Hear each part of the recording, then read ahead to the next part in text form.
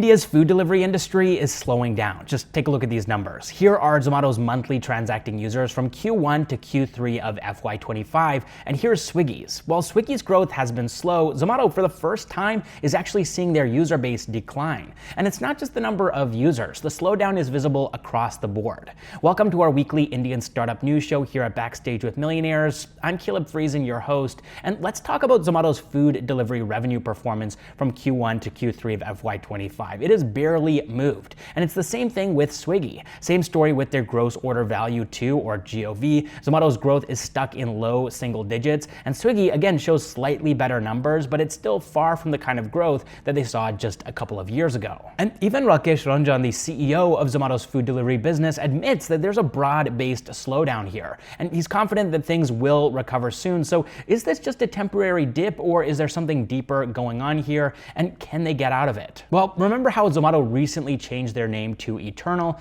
Blinkit is now their main growth engine, not food delivery, and these numbers show why. But does this mean that there's no growth left in food delivery, or are we just entering a slower phase? Well, let's take a look at the broader market. According to Goldman Sachs, only about 60 million people in India earn more than $10,000 a year. That's roughly 8.5 lakh rupees annually. Now, based on Bloom Ventures' 2024 Indus Valley report, India has roughly 40 million unique credit card users, 40 million mutual fund investors, and just 22 million taxpayers. They've put India's matured internet audience with some disposable income at around 35 to 40 million people. And if you look at Zomato and Swiggy's total monthly users combined, that's 35 million people, 20 million and 15 million respectively. But if we assume that everyone who is using Zomato is also using Swiggy, then we're left with a huge 15 to 20 million more people that these companies could go after. But there's a problem, because Zomato and Swiggy had to spend billions of dollars on marketing and discounts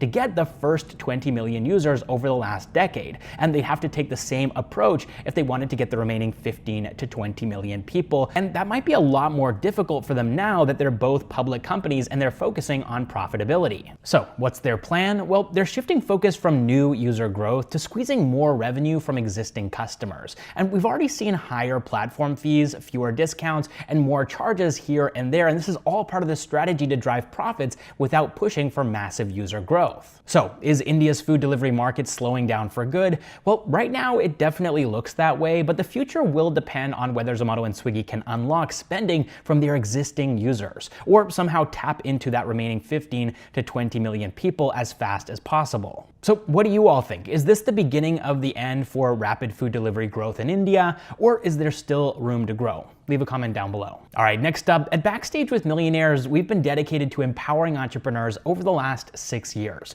And during this journey, we've observed a significant gap between service providers and service seekers in the entrepreneurial ecosystem. And a major reason behind this gap is the lack of trust in service providers. And one of the first challenges that entrepreneurs face is finding reliable partners to register their companies or manage their legal and financial needs. And so to address this gap and add value to the ecosystem, we are excited to announce the launch of a platform designed to help entrepreneurs register their businesses and handle financial and legal compliances effortlessly. We've assembled a team of highly qualified and experienced CAs and lawyers who are equipped to assist your business from its very inception. Whether you're looking for company registration or regulatory compliances, GST registration and filing, founders and shareholders agreements, or legal documentation for fundraising, we've got you covered. If you're an entrepreneur in need of any of these services, simply fill out the Google form linked below with a couple of details about your requirements, and our team will get in touch with you at the earliest. So let's work together to make your entrepreneurial journey smoother and more successful. All right, next up in the news, Amazon is officially entering the quick commerce race in India. After months of testing, the e-commerce giant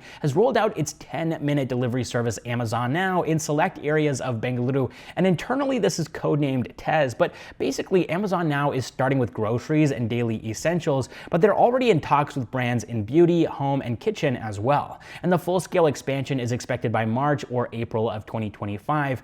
Amazon, of course, is one of the last major players to jump into quick commerce. Flipkart launched Minutes last year in 2024, while Blinkit, Zepto, Swiggy Instamart, and Big Basket have been dominating the space for much longer.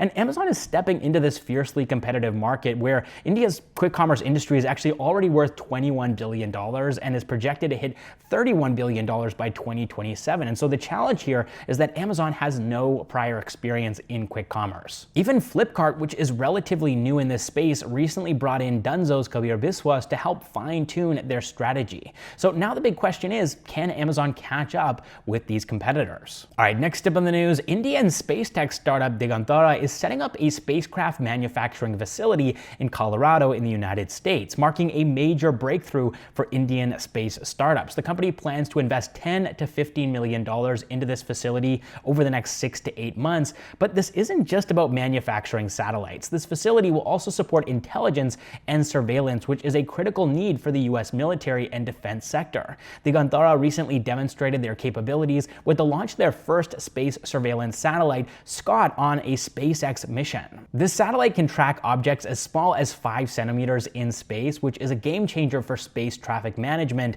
and this has already helped Digantara secure contracts with the US Air Force and Space Force. Digantara is now expecting to generate anywhere between $25 and $30 million in revenue from the US market within the next 2 years. All right, next up in the news, Shein is back in India, but it's not the same Shein that left 5 years ago. This time it's under strict Indian control, with Mukesh Ambani's Reliance Retail calling the shots. The fast fashion giant made its return on Friday night, and the response was immediate. Over 10,000 downloads already, but for now, deliveries are limited to Delhi, Mumbai, and Bengaluru, with nationwide expansion planned soon. Now, Shein was one of the 200 Chinese apps banned back in 2020 due to security concerns following India's dispute with China. So what's changed? Why is Shein being allowed back into India? Well, unlike before, Shein won't have access to any customer or app data. India's Commerce Minister Piyush Goyal has made it clear that everything will stay in India, and Reliance Retail will be running the entire operation, while Shein will only be providing the technology.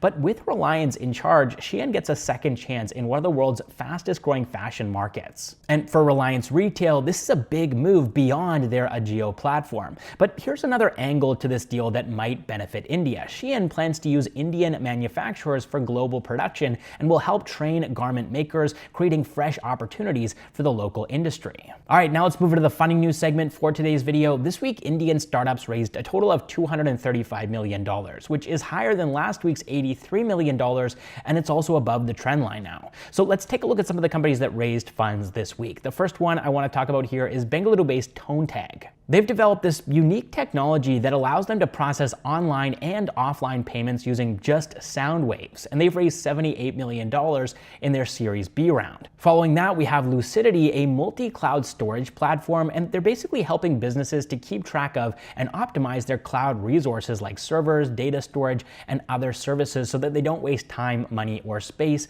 and they've raised $21 million in their Series A round. After that, we have D2C food brand The Whole Truth, and they're making healthier snacking products like protein bars without any hidden or artificial ingredients, and they're upfront about everything that goes into their products, and they don't use refined sugar, artificial sweeteners, or any preservatives, and they've raised 133 crore rupees in their Series C round. Next, we have The Energy Company, which develops fast charging batteries for electric 2- and 3-wheelers and also builds a software stack that extends battery life and improves efficiency, and they've raised $2 million in their pre-Series A round. Following that, we have Answer Robotics, a company that makes the mobile industrial robots used in warehouses, and they've raised $2 million in their seed round. And then finally, we have Go Gully, a company that operates a bunch of pickleball courts in Bengaluru, and they've raised $750,000 in their pre-seed round. All right, that is all the Indian startup news that I have for you all this week. I really hope that you enjoyed the video, despite the fact that I'm a little bit low energy this week. I'm getting over a cold right now. But also, we're very close to hitting 1 million subscribers. Extremely exciting. And so if you're somebody that tunes into these videos every single week, one way that you can help us to get to that milestone is by liking this video, leaving a comment, and subscribing if you haven't already. I know I never say this, but it is something that actually helps out.